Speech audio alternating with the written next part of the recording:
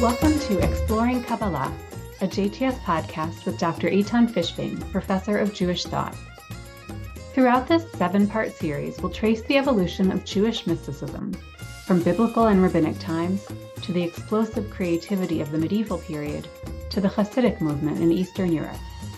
Join us for a tour through time and space, in which Professor Fishbane provides insight into the thinkers, texts, and concepts that became central not only to the Jewish mystical tradition, but to the fabric of Judaism itself. In Episode 3, we examine the origins of Kabbalah in medieval Europe.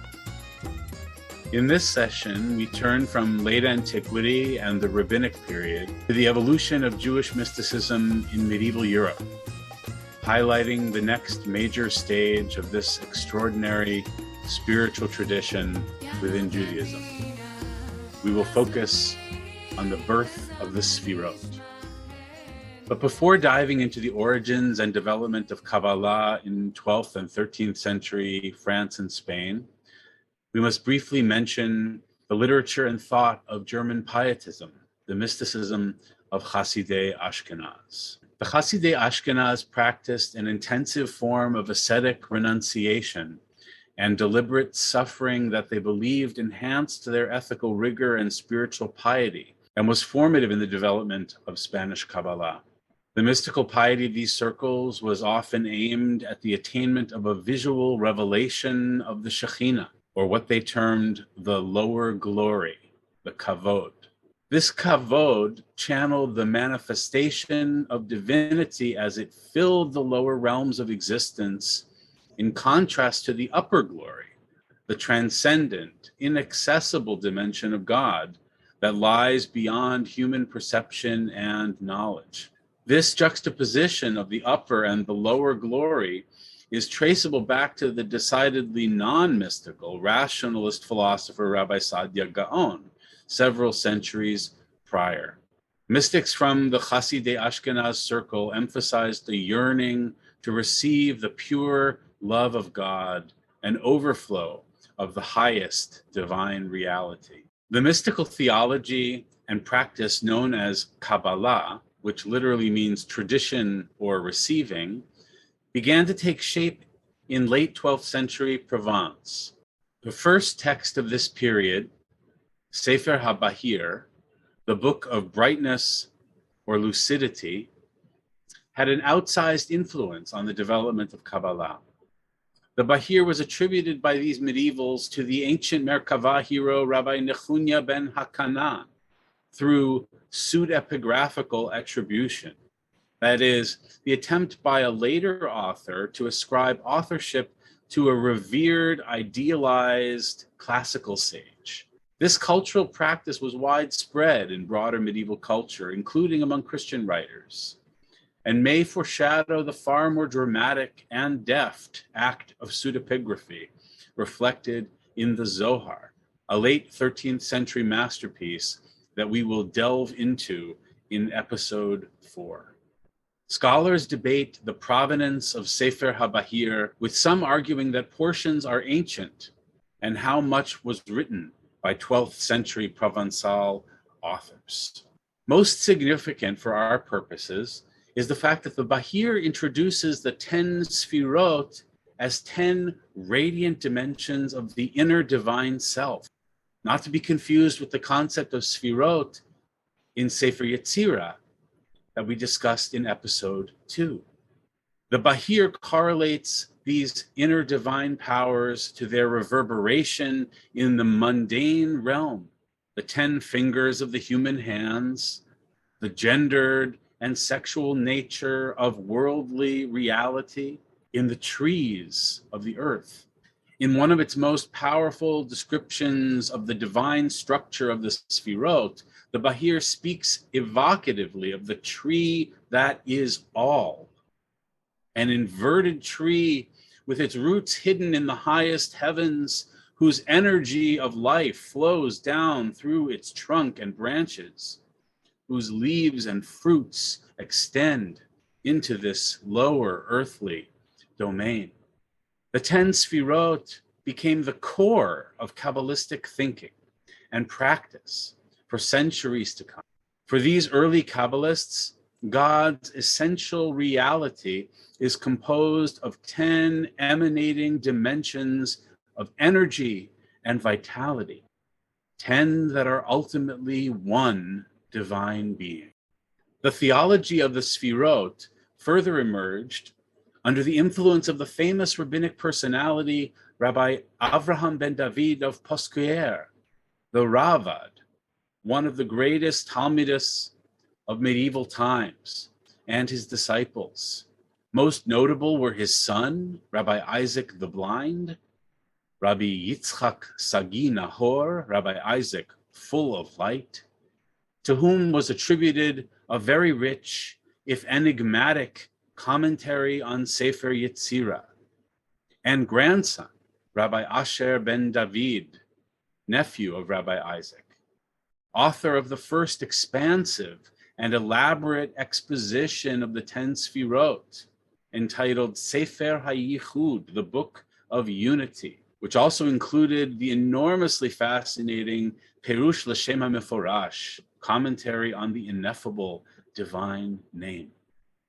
It is worth emphasizing that Kabbalah emerged under the influence of prominent Talmudists of the 12th century, Rabbi Avraham ben David, the Ravad, one who was also known for his harsh critique of Maimonides' magnum opus, the Mishnah Torah, a fact that should be seen as reflective of the current scholarly theory that Kabbalah may well have transitioned from an oral to a written tradition, in part in reaction to and disagreement with certain philosophical principles of Maimonides.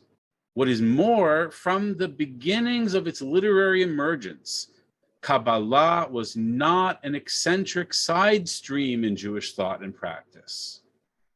Quite the contrary. It was understood to be the heart of the matter. For some of the most prominent mainstream rabbinic authorities, such as the Ravad, and as I shall soon discuss, the Ramban, among many others. The 10 Sefirot were presented as divine emanations from a radically transcendent fountain of divine infinity, referred to as the Ein Sof, literally without end, a concept that dominated Kabbalah throughout. The Ravad's grandson, Asher ben David, wrote the Perush L'Shem HaMeforash, where the four-letter ineffable name of God is presented as the very fabric of divine being, as a way of depicting the symbolism and structure of the Sefirot. In this system, divinity is composed of, indeed identical to, that sacred name. And the life flow of God is characterized as a grand metaphysical act of speech. Divinity emerges from hiddenness to revelation as majestic articulation, the process of spirit breath evolving into sound, and that sound becoming the words of divine spoken revelation.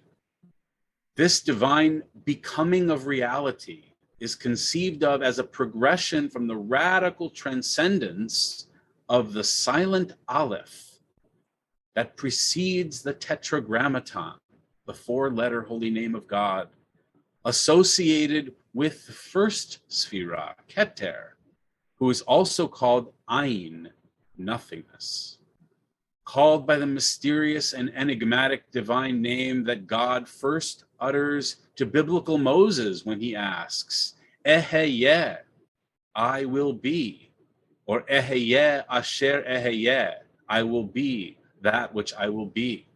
This Aleph is the first divine emanation from infinity, progressing to the Yud of Chokhmah, wisdom, the second of the divine Sefirot, to the Hey of Bina, understanding, the Vav of the middle six Sefirot, Vav also being the gematria for six, the numerological equivalent, Chesed, Gevura, Tiferet, Netzach, Hod, Yesod, and finally to the last He of the Tetragrammaton, that four-letter divine name, Yud He Vav He, Shekhinah, the last of the 10 Sefirot, the dimension of divinity most revealed and accessible to the human mind.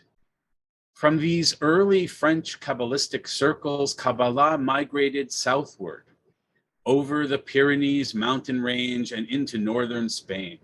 The Catalonian region became the new dominant center of Jewish mystical creativity, featuring several innovative and influential thinkers who may have studied with the Ravad's son, Isaac the Blind, and were older contemporaries of his grandson. The town of Girona, northeast of Barcelona, was a particularly strong incubator of major Kabbalists, including such key figures as Rabbi Ezra ben Solomon of Girona, who, among other things, authored an important mystical commentary on the Song of Songs. Rabbi Azriel ben Menachem of Girona, whose rich works included Kabbalistic commentaries on the Aggadot, legends and narrative portions of the Babylonian Talmud, the Siddur, the prayer book, and Sefer Yetzirah, and Rabbi Yaakov ben Sheshet, author of Kabbalistic reflections on prayer, faith, and the relationship between medieval philosophy and Kabbalah. In several fascinating texts from Rabbi Azriel's corpus, the wearing of tefillin and the response recitation of the word Amen were understood to be potent ritual acts that were able to draw down the flow of divine emanation, characterized as a river of cosmic blessing through divinity and into the human world. Another major Kabbalist of this time and place was the illustrious Rabbi Moshe ben Nachman, better known as Nachmanides or the Ramban, a revered rabbinic personality and commentator. The Ramban understood the deepest and truest meaning of the Torah to lie in its symbolic, coded allusions to the inner mysteries of the divine life, the dynamic system of the Sefirot, an argument that he makes clear in his introduction to that classic commentary. He states there, however, that he intentionally wrote the secrets of the Torah, the mystical meanings, in a concealed and sometimes mystifying way, to reserve them for those who had been properly initiated into the wisdom of the Kabbalah through the spoken word of a revered mystical master, not merely through the reading of books. Sprinkled throughout his broader commentary on the Torah, the Ramban refers to these insights and wisdom as derech ha'emet, the way of truth. Many have studied the Ramban's commentary on the Torah without knowledge of his Kabbalistic allusions, but the Kabbalists who followed him were keenly aware of the mystical heart of Nachmanides' writing. And subsequent generations proliferated a genre of meta-commentaries on the Kabbalistic secrets of the Ramban's commentary on the Torah, a genre known as Be'urei Sodot HaRamban, clarification of the secrets of the Ramban. Following the death of the Ramban in 1270, more explicit Kabbalistic creativity exploded, while its authors always emphasized the secrecy and mystery of their material. This is in direct contrast to the Ramban's more conservative approach to the dissemination of Kabbalistic ideas. This literature flourished among mystics in Castile-Leon, another kingdom in what is now Spain, geographically west of Catalonia. Similar to the fellowships we observe throughout the history of Jewish mysticism. It is in this time and place that we see the emergence of the monumental literature of the Zohar and the many Kabbalists who were likely involved in its composition and related works. It is to this fascinating chapter in the history of Jewish mysticism that we will turn in episode 4.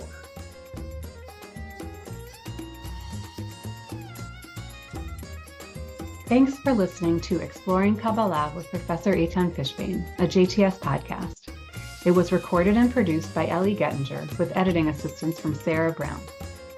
I'm Rabbi Julia Andelman, JTS's Director of Community Engagement. The music for this series is Ya Notain Binah by 16th century Kabbalist Israel Najara from the album Seeds of Song, produced by JTS. If you enjoyed this episode, please subscribe and leave a review wherever you listen to podcasts. For those who want to dig deeper, visit jtsa.edu/podcasts, where you'll find sources, archival material, and more in the Exploring Kabbalah show notes, along with the complete library of JTS podcasts.